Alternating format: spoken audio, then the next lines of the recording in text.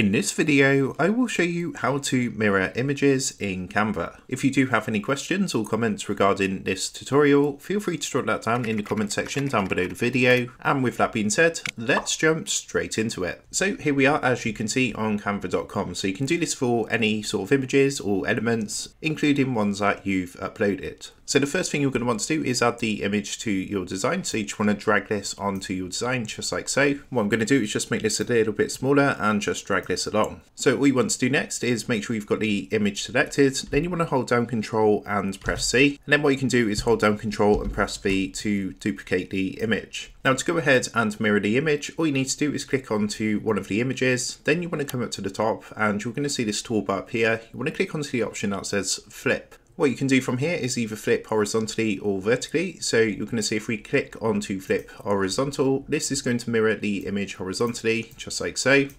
And of course we can do the same vertically as well, just like this. So that is how to mirror images in Canva. With that being said, I hope this quick tutorial did help you out today. And if this did help you out, I would really appreciate it if you was to consider dropping down below the video, leaving a like and also subscribing to the channel. With that being said, I just want to take a minute to thank you guys for watching this quick tutorial, and I will see you in the next video.